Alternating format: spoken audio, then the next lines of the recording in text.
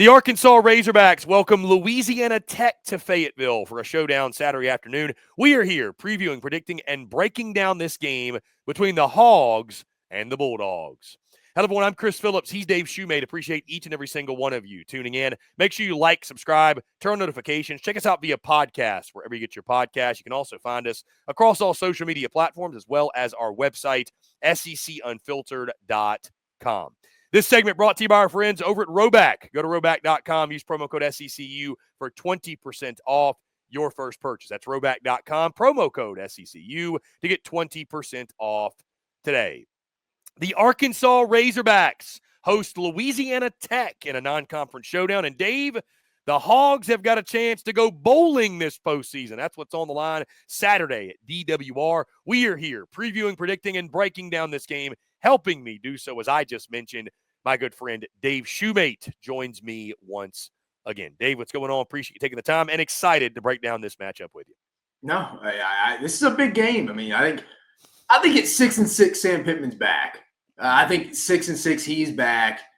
You lose this, yeah, I think you're probably gone. Me and you know people in that building from talking to them. That's kind of the temperature of the room right now. From like talking to people pretty high up, just in their football staff, they feel like they win this week. Pittman has a hip surgery lined up at the end of the year, unless something happens and he has to retire. I think he's going to be back. The way he's talking about recruiting, building the roster, then going to the portal. So I think it all just comes back to this. I think it just comes back to this game. You got to go 6-6. And then, I even think next week they could win, don't you, Chris? I mean, I think Missouri's a very winnable game. So maybe I think it's a very winnable game. It starts this weekend. Yeah, you got to win this game. So I think under the radar game, and again, nobody will be really talking about it. Again, I'm not talking about conference, but out of all the non-conference games, and again, we just talked to UMass Georgia. There's not a lot of big ones. This is the one that probably has the most. Where like, if you aren't going to watch the game, I would at least be watching the ticker for it, just to be like, man, did this game get a little close? Now, Louisiana Tech, I don't think is very good this year at all. I mean, you were talking a little bit off air. Arkansas should win this game. But we've seen Arkansas this year come out against a bad team in G5 and UAB and kind of just play with their food, and it kind of got in the fourth quarter. Get to that point, be a little nervous. But I don't know. You feel pretty good, but I do think there is a lot hanging on the line here. Same Pittman's employment. Yeah, Dave. I mean, I think Sam Pittman would tell you if they lose this game, he should be gone. I don't think he'd even disagree with that. And I do agree with you to the point. 6-6.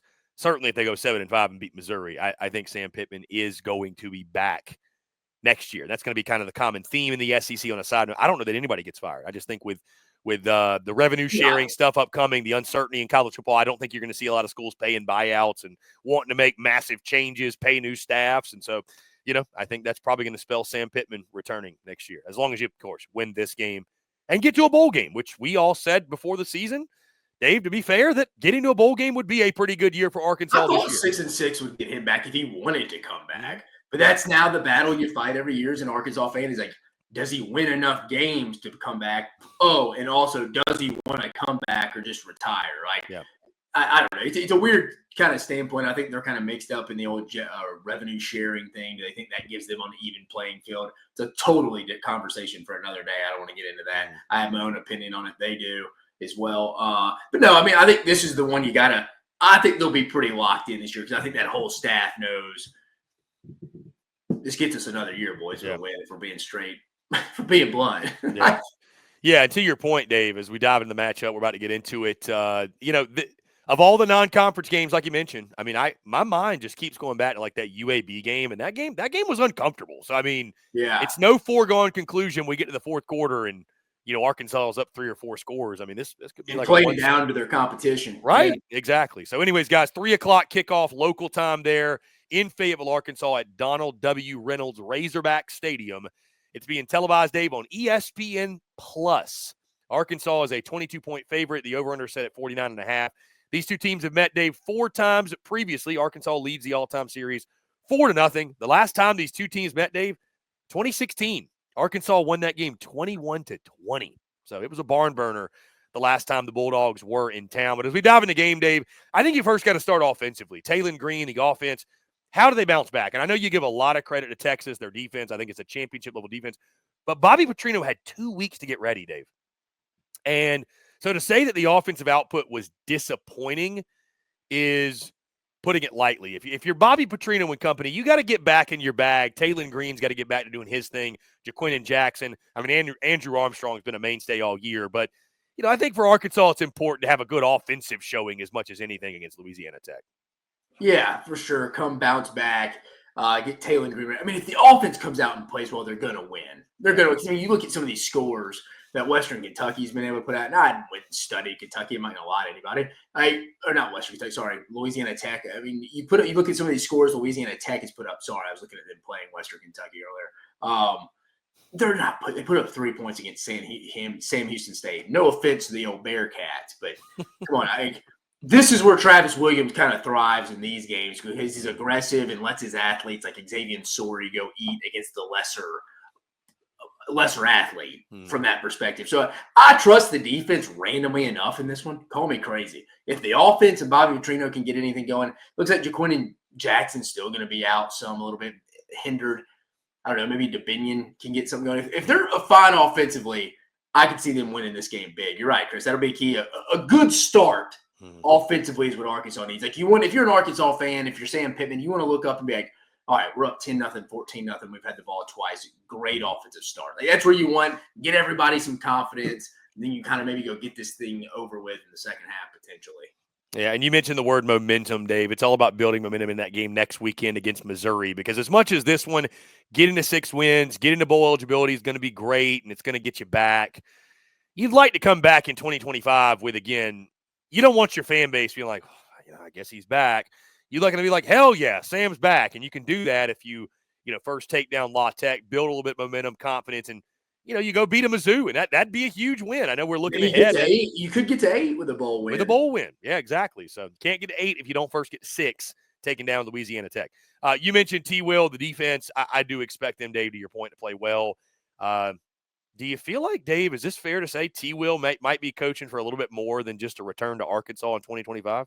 Maybe I think he's going to be a hot commodity on the head coaching markets, if you will. I mean, do you think that's something where it's like, is that motivation for T-Will, or is he fine in Fayetteville? There's a lot of G5 jobs coming open. Chris, you brought up the Power 4. I think T-Will's going to be a head coach. I don't think anybody's going to get fired at the Power 4, like truly fired. Now, will someone maybe leave for the NFL job? Sure. Maybe Matt Brown retires? Sure. I don't think anybody gets fired at that level. As we've seen, though, the G5 level, and I think that's where T-Will would have to go, maybe the Dell McGee route, like not to Georgia State because it's Dell McGee's first year, but something like that. Yeah. And there's going to be a lot of openings, I think, at that level because I feel like that level, the group, if I still trying to figure out, like, what's next for us in this new era? Like, we need to get our new coach. How are we adjusting? You're right. I mean, I think he would do well in an interview process. He's got energy. Players like to play for him. I think he's coached with enough guys. He could get a lot of recommendations. He has proof of concept in the field. I think he would probably go show a lot of how he helped kind of contain that Tennessee offense. Now, as the season's gone on, a lot of people have kind of contained that Tennessee offense. So I don't really know if that was – I mean, he could maybe say I set the blueprint for it, and people just followed it. But no, to your point, I think at some point he will be a head coach. Now, at a Power 4 level initially, probably not, but certainly at the Group of 5 level. Again, Dave, like we mentioned, Louisiana Tech been a rough year for the Bulldogs, 4-6 overall. Evan Bullock, their starting quarterback. Amiri Wiggins, their RB1. True Edwards, their wide receiver 1. And Colby Fields at linebacker leads them in tackles with 67. Isaiah McIlvain leading them interceptions with a grand total of 1. And again, 4-6 overall, 5th in Conference USA. They are coming off, like we mentioned, Dave, a 12-7 win over Western Kentucky. Again, their 4 wins. They beat Nichols 25-17. Middle Tennessee 48-21. And Western Kentucky, I mentioned 12-7. And then UTEP, they beat 14-10, who ironically enough, Tennessee is facing off against this weekend. So it has been a tough year for the Bulldogs. Probably about to get tougher. That being said, Dave, let's go ahead. Spare the dramatics. Let's lock in some predictions here. I'll go ahead and start here. I'll start with this one. Do the Hogs get to bowl eligibility? The answer, Dave, is yes. They are going to get to a bowl game. I think this is going to solidify that Sam Pittman is back for the 2025 season, like you said, if he wants to be. I do think the offense is going to bounce back. I will not be surprised if La Tech covers here, Dave, the 22 points, just because I've seen Arkansas in a spot like this, and it just does feel like they played down to their competition. Also, Dave, I wonder, what's the energy going to be like in the stadium? Week after you make a good point, Chris, because it's not like a first year and everybody's like, get to bowl eligibility. Right. It's like they've seen this. I mean, dude, I the energy was very so when I was there for the visit in the Tennessee game. And it was just, they felt very, Dave, like our program is stuck in limbo. We're kind of just like stuck in neutral. Right. We're stuck in neutral. And so especially now you're like, hey, we're going to get to 6 wins. Like, I think it could be a very sleepy afternoon at DWR, but I do think Arkansas is going to get the win. Give me Hogs 34, Louisiana Tech 17. So I think Tech actually covers the spread. But I think Arkansas, of course, will get the win, get to 6 wins, 34-17. I got Arkansas getting the W.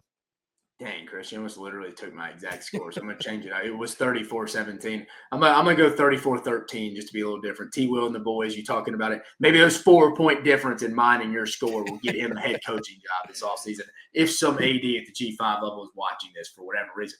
I hope he is. Hey, hit like, subscribe, hit that notification bell, AD at Georgia Southern. But, no, I mean, again, I'm with you, Chris. I don't see a path to victory for Louisiana Tech here. I'm with you. That UAB game still lingers in the back of your head. Like, I've seen them play really bad. I've seen Arkansas play really bad this year and play to their level of competition. You're right. I don't think there's some atmosphere is going to really push them over the edge. You talk to Arkansas people, it's kind of like, we don't dislike Sam, but we feel like we could have a higher ceiling. Like, we could be better. Like, we don't dislike him. So I'm with you. It's not like they're going to be cheering him on to get to 6. It's like, yeah, great first year, 6 wins like they were in 2020, his first year. I think the offense does enough, but I think the defense is going to be the difference. So give me Arkansas 34-13. So, guys, do you agree with us? Do you disagree? How do you see this one playing out when Arkansas and Louisiana Tech do battle on Saturday in Fayetteville? Guys, that's going to do all for us. Appreciate each and every single one of you tuning in. Again, make sure you like, subscribe, turn notifications. Check us out via podcast, wherever you get those. You can also find us across all social media platforms, as well as our website, SECUnfiltered.com. For Dave Shumate, I'm Chris Phillips. Appreciate each and every single one of you tuning in, and we will catch you on the other side.